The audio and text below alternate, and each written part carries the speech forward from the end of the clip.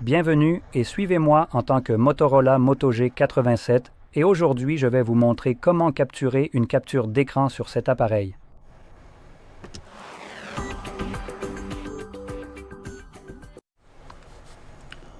D'accord, donc pour commencer, je voudrais rapidement mentionner une chose. Je vais vous montrer comment faire une capture d'écran. Et je vais aussi parler d'une autre chose pour laquelle vous avez peut-être même cliqué sur cette vidéo. Ce serait pour les situations où vous ne pouvez pas prendre de capture d'écran, donc j'expliquerai cela plus en détail vers la fin de la partie consacrée à la capture d'écran. Donc, première chose à faire, ouvrez le contenu que vous souhaitez capturer. Je vais utiliser l'écran d'accueil comme exemple pour cela, qui est déjà ouvert et visible. Mais assurez-vous que tout ce que vous voulez capturer soit bien visible à l'écran en ce moment. Et une fois que c'est le cas, il vous suffit d'appuyer simultanément sur le bouton d'alimentation et le bouton de volume bas. Et voilà. Maintenant, nous avons des options comme ouvrir la photo, éditer, partager et supprimer rapidement la capture d'écran disponible juste ici. Et si vous n'interagissez avec aucune de ces options, elles disparaissent simplement. Voilà. Une fois que vous avez pris la capture d'écran, vous pouvez la retrouver en allant dans votre dossier Google et en cherchant l'application Photos. Est-ce que je suis aveugle?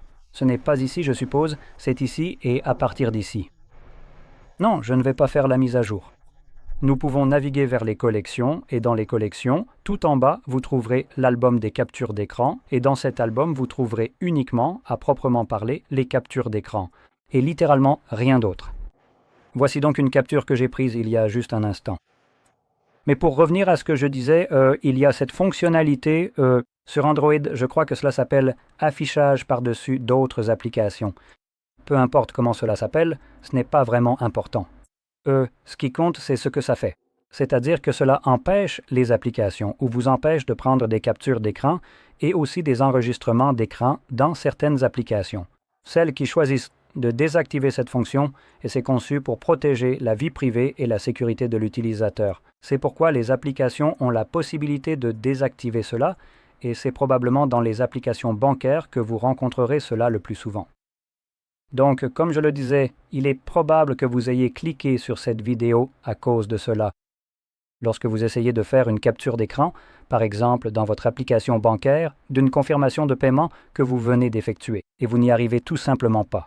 Malheureusement, il n'y a rien que vous puissiez faire concernant cette application, vous ne pouvez pas vraiment activer ou désactiver cette option. Donc, malheureusement, c'est un petit inconvénient. Mais pour les applications bancaires, je crois que chacune d'entre elles, ou si ce n'est pas toutes, la grande majorité, vous donnera la possibilité de télécharger un document de confirmation de ce paiement. Donc, vous ne pouvez pas faire de capture d'écran, mais vous pouvez simplement appuyer sur les 3 points. Lorsque vous avez ouvert le paiement que vous avez effectué, il vous suffit de télécharger une confirmation et c'est réglé. Vous n'avez pas besoin de capture d'écran. Vous avez simplement un fichier que vous pouvez partager. C'est une chose, mais vous rencontrerez également ce même type de fonctionnalité dans d'autres applications. Maintenant, juste pour expliquer pourquoi cela existe, c'est comme je le disais, pour protéger la vie privée et la sécurité. Mais plus précisément, si hypothétiquement vous avez un type de malware sur votre appareil qui essaie d'utiliser des captures d'écran ou des enregistrements d'écran pour voir quels sont les codes PIN ou mots de passe que vous saisissez lorsque vous accédez par exemple à votre application bancaire. C'est pour cela que cette fonctionnalité est désactivée. Ainsi, un tel malware ne peut pas accéder à ces informations et votre banque est sécurisée, ou plus précisément, vos fonds le sont. Mais comme je l'ai dit, d'autres applications utilisent aussi cette fonctionnalité, en particulier les plateformes de streaming comme Netflix et toutes les autres qui proposent des séries et des films. YouTube ne le fait pas. Et dans ces cas-là, il se peut même que vous n'ayez pas de compte chez eux, que vous n'ayez pas accepté les conditions d'utilisation, et pourtant ils désactiveront quand même cette fonctionnalité. Et je trouve cela problématique parce que c'est censé vous protéger et non protéger une entreprise. C'est essentiellement ce qu'ils font. Ils utilisent cette fonctionnalité pour se protéger contre le piratage. Franchement, ça ne vous intéresse même pas. Et je trouve que c'est avant tout et surtout un manque de respect total envers vous. Parce que vous ne faites rien d'illégal en essayant d'enregistrer ou de faire une capture d'écran. Il y a une notion d'utilisation équitable pour une raison, et ils n'ont même jamais demandé à faire cela.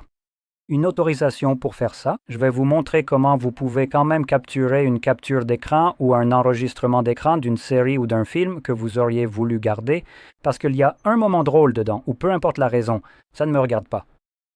Je fais cela principalement parce que je trouve ça vraiment agaçant. Qu'une entreprise puisse simplement vous imposer cela pour se protéger elle-même au lieu de respecter l'objectif initial de cette fonctionnalité. Donc, nous allons ouvrir notre navigateur qui n'est pas affecté par cela, peu importe le contenu que vous allez regarder dessus. Donc, c'est le navigateur ou l'application elle-même qui doit bloquer cela, et si ce n'est pas le cas, tout ce qui s'y trouve sera visible et capturable. Et ici, dans la recherche Google, je veux bien préciser Google comme moteur de recherche, car d'autres moteurs pourraient ne pas nous donner le même type de résultats, ou même des résultats pertinents. Donc ici, nous pouvons rechercher des choses comme alternatives gratuites, Netflix ou d'autres choses, ou alternatives Upstream et chercher sur Reddit. Et ici, vous avez quelques exemples que vous pouvez consulter et à partir de là les ouvrir. Ouvrez un contenu que vous souhaitez capturer, faites ce que vous avez à faire et passez à autre chose. Je veux aussi expliquer une chose de plus, juste pour que vous en soyez conscient. Capturer un tel contenu, si vous payez un abonnement pour la série ou le film en question, ne pose généralement pas de problème. D'un point de vue légal, tant que vous payez pour le contenu, ce n'est pas de la piraterie. Si vous regardez ce contenu sans payer, par exemple sur Netflix, pour des choses comme, je ne sais pas, peut-être que vous voulez capturer Stranger Things ou autre, alors là, ce serait considéré comme de la piraterie. La piraterie, ce n'est pas seulement le partage, c'est en fait le partage et le visionnage. Donc, soyez-en conscients. Et aussi, pour partager du contenu, comme un enregistrement vidéo ou un enregistrement d'écran, cela doit relever de l'usage équitable, ce qui signifie que cela doit être en dessous d'une durée spécifique et potentiellement transformé. Mais strictement, en général, si c'est en dessous de 30 secondes, je pense que c'est acceptable. Donc cela ne devrait pas non plus être considéré comme de la piraterie. Bref. Cela étant dit, j'espère que vous avez trouvé cela très utile et si c'est le cas, n'oubliez pas de mettre un like, de vous abonner et merci d'avoir regardé.